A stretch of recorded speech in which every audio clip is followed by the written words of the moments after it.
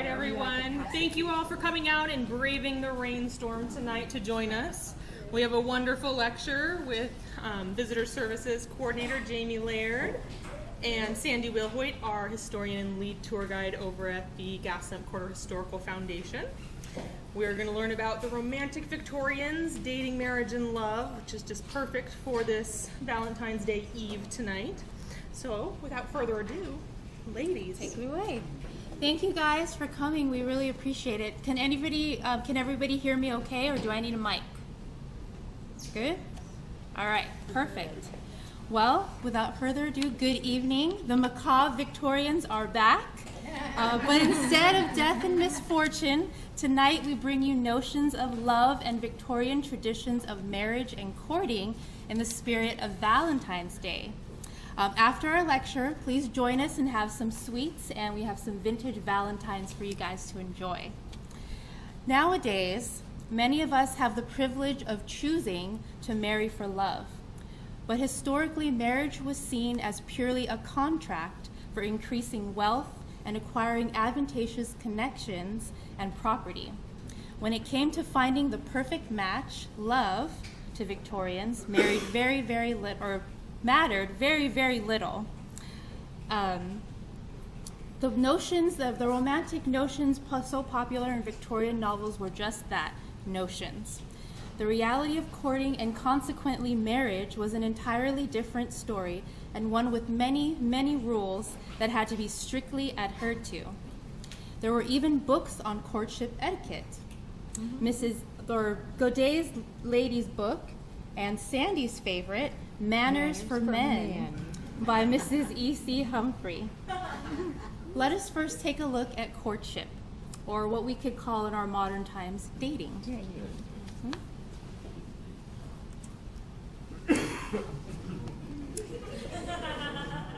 Courtship, love at first sight, please.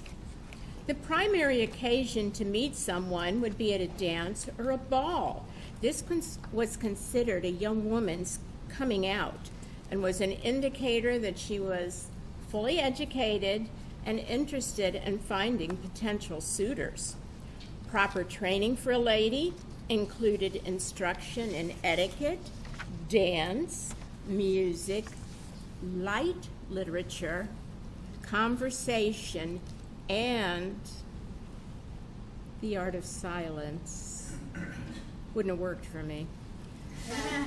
She must also be able to play the piano or the guitar and speak French. Now, in looking at courtship, one might take a cue from Beyonce. If you love it, then you better put a ring on it. A gentleman did not court a young lady unless he had marriage in mind, and only after asking her father or her guardian if he might pursue the relationship. Let's look at the rules for courting, and there were many. Rule number 1, a single woman never addressed a gentleman without an introduction. Until one had been properly introduced, it was not considered proper to talk to them. No flirtatious chit-chat. Rule number 2, a woman was never permitted to go out alone and meet a gentleman. She had to be accompanied by an elderly person. And there was always some kind of supervision, and she had to obtain her mother's permission. No meeting them at the pub. Rule number 3, a woman could not receive a man at home if she was alone. Another family member had to be present. 3 is not a crowd. Rule number 4, this is an important one. There was no physical contact between the lady and her suitor until an engagement had been formally announced or a marriage had taken place. There was one exception. If the path was rocky or uneven, then he could offer his hand for support. You know, like, whoops. Lots of cobblestones in those days. Mm-hmm. Rule number 5, a man could not stay long in a lady's home. This was considered extremely impolite. You know, you do not outstay your welcome. Short visits were the rule. Rule number 6, Even if a lady had entered into a stage of courtship, she could not walk with a gentleman unaccompanied. I told you, 3 is not a crowd. Rule number 7. Woman could not ride alone in a closed carriage with a man, except he was a close relative. You know, how close? Rule number 8. If engaged, a gentleman could never turn back and look at another girl. No roving eyes. Rule number 9. Now, the ultimate step in this carefully choreographed dance, and rule number 9 states that the couple seeking marriage must belong to the same social class. We want no upstarts, no social climbers.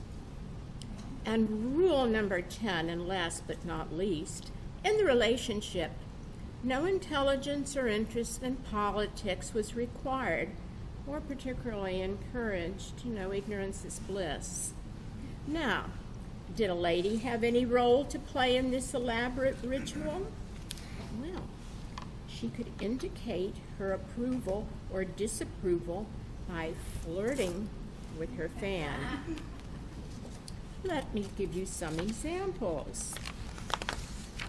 If she's fanning very slowly, that means I'm married, you're wasting your time. If she's fanning fast, I'm engaged. If she drops her fan, we're just friends. If she draws it across her cheek, I love you. If she draws it through her hand, I hate you. If she twirls it in her left hand, I wish to get rid of you. And if she twirls it in her right hand, I love another. If none of this worked, she could get saved by the chaperone. And being a chaperone was not a popular job. But many a girl's reputation had been saved and her chastity preserved, all under the watchful eye of the prerequisite chaperone. And the chaperone was usually the lady's mother or a sibling or an older close relative who usually lived in the same house. Occasionally, a mother might allow a close friend to chaperone her daughter, and a sibling could not serve as a chaperone outside the house, and it was necessary for all concerned that the chaperone's reputation be impeccable. Servants might also be called upon to serve as impromptu chaperones, and generally it was acknowledged that the presence of a chaperone was not an absolute guarantee of chaste and proper behavior, but at least it did serve as an indicator that one knew of polite society's expectations. Now, the chaperone's duties, more rules. They included being a strong and protective defense to her charge. If an unsuitable man tried to make the acquaintance of her charge, the chaperone had to ensure that this did not come to pass. If the family was entertaining, the chaperone could not go to bed until the last male guest had left the house. Not like this one. Yes, well, like I said, it wasn't a guarantee. If the young lady was out for the evening at the theater or at a party, the chaperone must be awake and ready to let her into the house. And then the gentleman escorting her to the door had to stop at the door and say goodnight, and this included her fiancé. Now, if the chaperone had to leave the room momentarily, the doors to the room had to be wide open. And, of course, there were dire consequences if the chaperone was lax in her duties. And as an aside, William Heath Davis wrote that he and his fiancée, Maria Estudillo, did not exchange even 100 words prior to their marriage. But it must have been a very good match and a good marriage because they had 13 children. I made up for lost time, that's for sure. I don't think they talked all that much. Now, what could they do to keep the love going? Well, they had love tokens and they had gifts during courtship.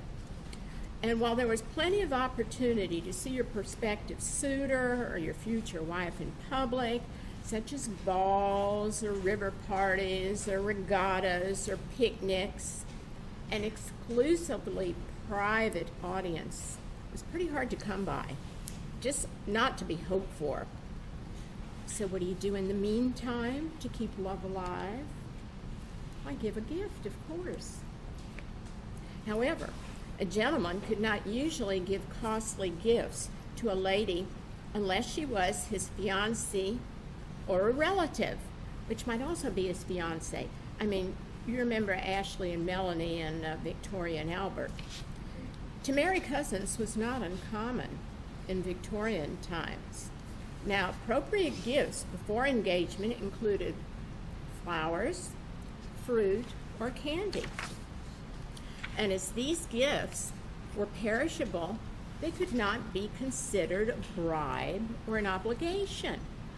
A costly gift to a young lady would be considered indelicate because it might look like a bribe.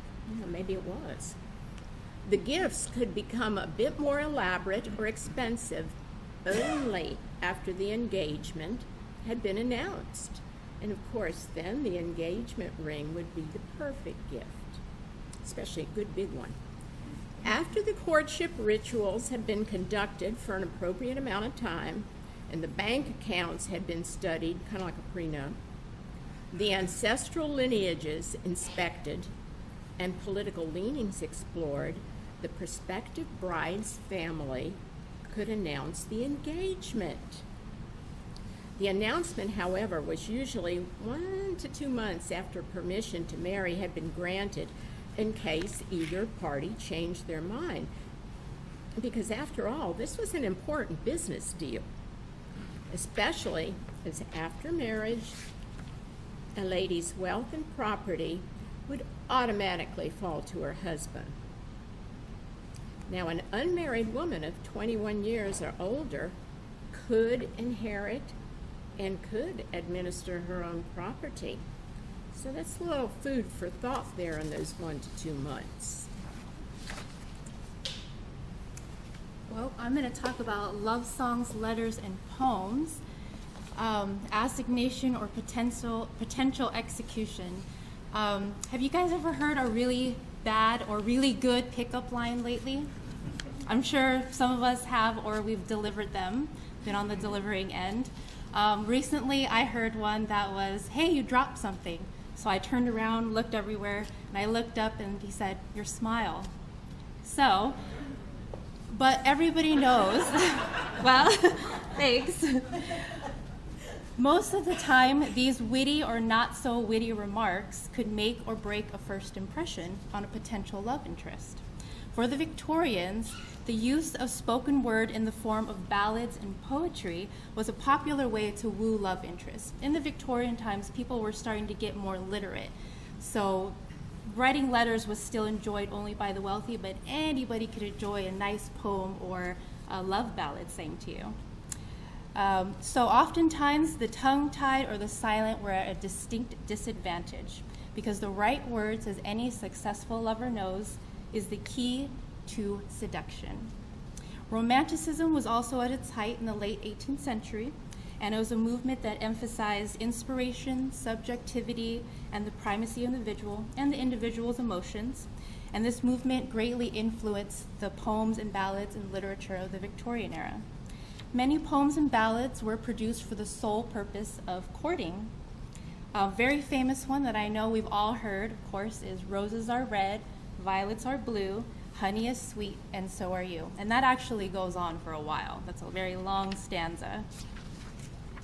In the best cases, heartfelt poems and romantic ballads could result in an assignation or a secret rendezvous, if you're lucky. In the worst case, if you're not so lucky and you were uncouth with your choice of words, like you dropped your smile, or with a potential lover, it could mean social execution, or as we like to say in our modern times, rejection. One thing is for sure, though, and it remains true to this day, that no wooing could be done without flawless delivery and the liberal use of tender sentiments. And once the wooing and the courting was complete, we moved on to the main event, and that is the Victorian wedding. So if you had a success with your engagement, and you got engaged, and the big ring was exchanged between everybody, then the beginning of your journey as a couple had just begun. Lots of work to get to where you're at there. Typical Victorian weddings were held in the morning in a church, and or the family home of close friends. In true Victorian fashion, the more affluent the family, the bigger and more extravagant the wedding. Many traditions that we observe today are all from the Victorians. I'm sure that from everybody knows something old, something new, something borrowed, and something blue. So Victorian little girls would learn these rhymes when they were younger, and that would help them pick a day that they'd like to get married. Also a lot of traditions, things that they could remember on their wedding day, like keeping a coin in your shoe. That was part of a nursery rhyme. Queen Victoria's wedding, remember we are in the Victorian era, and Victorian weddings or the Victorian times were named after Queen Victoria. She set the standard for a lot of traditions that we still observe today. The most recognizable being the big white dress that everybody wears. Usually in those days prior to, people would wear their Sunday best, maybe a nice pale green dress, or maybe a black dress if you were a little bit older and you had been married before. But after Queen Victoria's wedding, the white dress, symbolizing purity, was the standard. Once the wedding was over, though, the real work began. How to be a good life partner, according to the Victorians. Take notes. I'm going to go over first what was expected of the wives. Very important job, ladies. All property, including yourself, was to go directly to your husband. He now was the master of the property, and you, unfortunately. You had to learn how to manage a home. So that includes the budget, and if you were lucky enough to have staff, you had to learn how to manage them too. You had to fulfill your wifely duties, the result of those having to be to produce children. You had to be submissive and silent. So this slide that I'm showing right here is an ad in a Victorian newspaper, a little earlier than the Victorian times. Basically, this man is putting a complaint out there about his wife, saying that she is overspending the budget. So she's not managing that part. And he's putting an ad in the paper to let everybody know not to lend her any money or let her buy anything, because she is an imprudent wife. So be submissive and silent, manage the budget, and you also had to be persuasive to your husband. So you don't have any kids, must be your fault. You haven't been persuading him to want to make you fulfill your wifely duties. Or persuading him in religious matters. So if your husband didn't attend church, you need to be the silent, submissive, and persuasive type to get him to go to church. You had to persuade him with his particularities, is what they say, or in religious matters. That was all your job. This picture here shows a family that is coming across west, and it is a very good explanation of what was expected of a wife in those times. Even if you're forging a new life on the wild frontier, it's no excuse not to sparkle for your man. So keep that in mind, ladies. Now, gentlemen, you had a very important job as well, so take notes. 2 very important things: provide an income, and do not give your wife syphilis. That's harder than it sounds. It's harder than it sounds. You know, you can't go around to the different brothels. If your wife got syphilis, that was your fault. So keep that in mind, guys. However, it does seem that in courtship, which is the beginning of all of this, it is the journey rather than the destination that counts. And the most successful couples were the ones that continued the journey of courtship after the milestone of marriage. The husbands who continued courting their wives during their marriage had the happiest wives and therefore the happiest lives.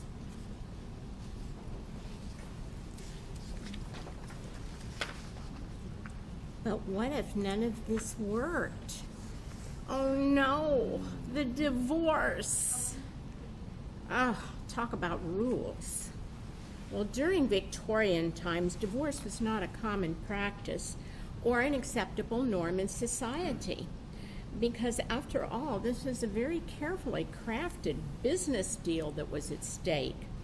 And it was very difficult to obtain and very expensive. So it was not only socially frowned upon, but it was also not economically practical. Again, more rules.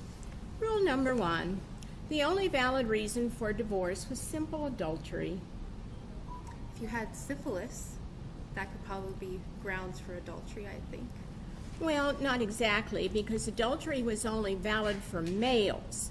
So if a woman tried to escape a very torturous marriage by claiming adultery, first of all, she had to prove that her husband had also indulged in bigamy and had thus committed adultery.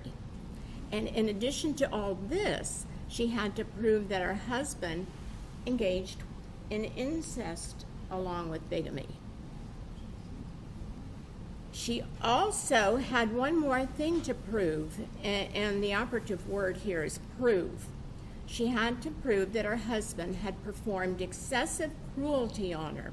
And this was really hard to prove because a husband could legally beat his wife. And there was no such thing as marital rape. So as you can see, divorce was not an easy out of an unbearable situation. And the main reason for this was that husbands were just supposed to take care of their wives, period. Their fidelity didn't matter. Now, if a woman was caught cheating, this was considered as disrespecting the care of her husband. And a failure, of course, on her part to do her wifely duties. In the mid to late 80s, the 19th century, the laws were somewhat modified in an attempt to make things a little more equitable and a little more accessible, but in reality, not much changed in practice. So as you can see, the history of wooing and marriage has had many twists and turns. Things are a lot different now. We date freely, sometimes enjoy sex before marriage, or we even try out marriage by living with somebody. We don't have many rules. And some think that perhaps we should keep some of these archaic rules, which would make things easier, but perhaps we should not be so nostalgic. I mean, after all, the Victorians also had potentially fatal venereal diseases, lack of women's rights, lack of gay rights, and backwards ideas about morality. However, we can always keep the notion that finding someone to share your soul with and the sheer joyousness of it will always be with us. Does anybody have any questions for us? Yes? Did they practice betrothal? Betrothing? Betrothal? Yes, something if I said the word right. Who would be in charge of that? The father would, and that was most of the practice. I would say your father usually chose the man that you would marry, mostly based on political connections or money. Yes. Yeah. Money. Other questions for us? Yes, ma'am. Can you talk a little bit about Alonzo Horton's divorces? Well, yes. As Catalina and I can tell you, history isn't always pretty.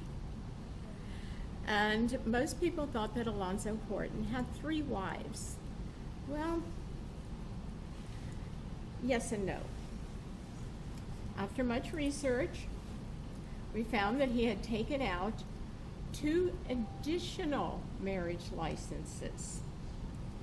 And I called back to the historian in Hortonville. That's the first place he found it. And I said, now wait a minute. We found licenses, but we find no date for marriage. You have no date for marriage, but you have dates of divorce. How can this be? And, you know, he was a really cool old guy. He's about 90-something, and he said, well, the way it was back then, we were really out in the woods. The preacher didn't come around much. And the way he put it was, so if a fella and a gal got tired of each other, they said, okay, from now on, we're divorced. And the way travel was, they probably never see each other again. Now, luckily for Alonzo, though, both of them died before he then went to marry Sarah Babe, so he was off the hook. So he didn't really have 3 wives, he had 5, but those 2 in the middle, since they weren't exactly sanctified, you could call them friends with benefits. So, how far down, and you know, this is at sort of polite society at gentry, and then you have middle class, which was a growing factor in the Victorian era. Did the middle class also observe all these rules? And then, of course, then there's the below them, the people, the whatever their name was, the Cratchits of the Christmas Carol. What kind of rules in their social class were observed? When I say the Cratchits were middle class, because the middle class wasn't really, the middle class then is what we would consider lower middle class.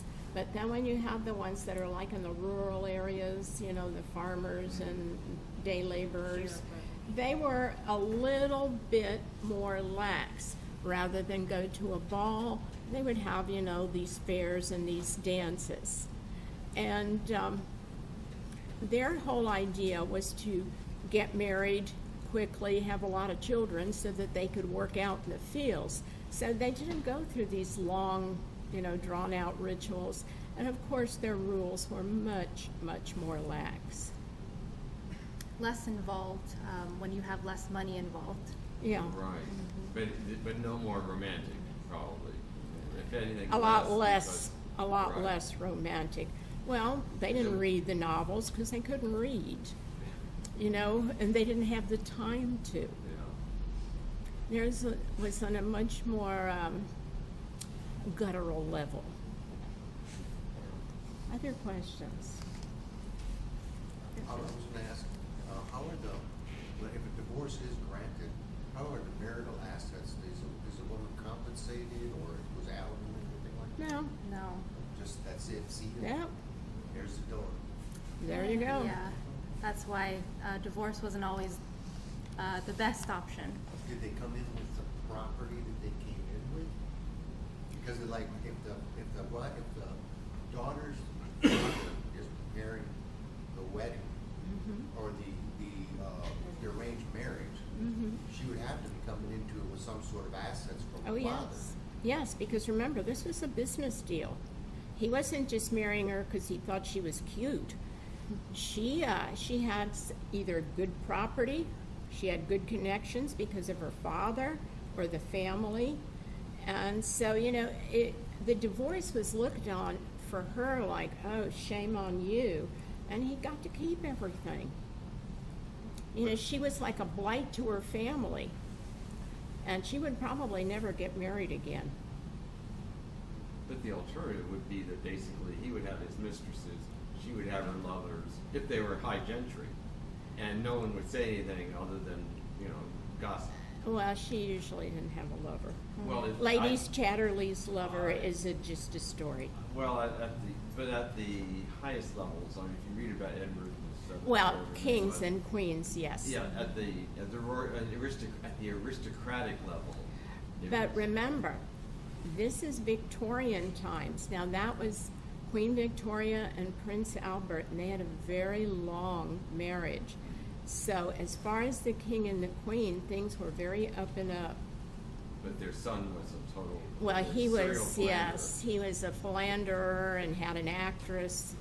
you know, for a girlfriend. Yeah, and any And- number of mistresses. Yes, and died fairly young.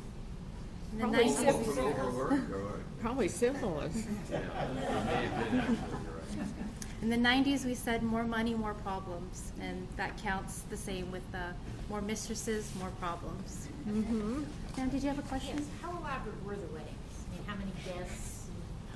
Very elaborate, hundreds. Depending on how affluent you were. So if you had lots of money, lots of influence, then you'll have this grand wedding because you want to impress people. The less you had, the more show you kind of put out there. But remember, you did have to pay for everything. So depending on that. Did the wives' family pay for everything, or was it shared? Or? Yeah, pretty much. Yeah, pretty much. That's also where that tradition goes even farther back. So. Yes, yes. She was actually next. Oh, I'm just wondering if there might be some like key differences between siblings. So for example, an eldest daughter might be held to a very particular standard in a family of all daughters. Whereas I know that, for example, I don't know, but a family of all sons, I don't know what like kind of the inheritance laws might have been at that time, but in earlier centuries we're looking at like the eldest son, primogenitor, like getting everything. So youngest sons went west and so forth. I'm just curious. Well, the eldest daughter, of course, was supposed to marry first. And, you know, I just talked about Mr. Davis and Miss Estudillo. And that kind of caused a little rift in her family first because she was not the eldest daughter. She was the second eldest daughter. But she was the prettiest and the most popular. So her older sister was pretty put out that she married before, you know, she was. Now, luckily, the oldest sister, then she did marry shortly after that, so things were okay. And then with the sons, usually, and this was before Victorian, it was usually the oldest son, you know, as you said, was the big inheritor. Then they expected the second son to somehow join the clergy. But, you know, joining the clergy, you weren't just like a little parish priest. You know, there was a lot of money involved, and it was very political. And, you know, it kind of went down the line that way, so that very often then if there were a whole bunch of sons, they would go off to be soldiers, you know, in some instances go on these crusades or go to France if you were English, that type of thing. I take it prenups weren't actually a thing then, right? No, they weren't. I was just kidding when I said kind of like a prenup, but they did look to make sure that this wasn't somebody that was just saying they had money and Yes. didn't. You know, they looked at everything very carefully, and at this point, it was the prospective groom, you know, the prospective suitor, and the father that would look at it. At this point, the girl was just off in the corner, you know, admiring her ring. Yeah, permission had to be granted through a letter most of the time. If he didn't go straight to the father, he'd write a letter and propose marriage to him first, like a business deal, business proposal. And then, only then would it be presented to the daughter. And not really presented, it would just be told, like, here's your new suitor. So, We actually have a copy of the letter that William Heath Davis wrote to Maria Estudillo's father, you know, asking if he might court his daughter or ask for her hand. and he had to try 3 times. So, You know, they kept turning him away because he didn't have enough money. But when he went off and then finally came back with his own ship and more money than practically anybody in California, well, it was a different story then, and they welcomed him literally with open arms into the family, and even the oldest daughter had to hug him then. yeah. Thank you guys. Please join us. Thank you, ladies. I think you might be right. Victorian nostalgia for this genre, at least, might be a little overrated. Well, thank you guys all for coming. I want to thank again the San Diego Chinese Historical Museum for letting us use their beautiful space here. Our next 2 lectures will be in this room yet again. You can pick up our brochure on the table on your way out. Our next lecture will be Patrolling the Stingery, with Richard Carlson and Steve Willard, and that'll be Wednesday, March 13th, and that'll be a great lecture on policing in the stingery time in the Gaslamp. So make sure you come back for that. We also have some last-minute gifts over there. If you need a gift, come see our little store. There's some Valentines and wine these are cookies in the free. back, everybody. Reproduction. Yeah.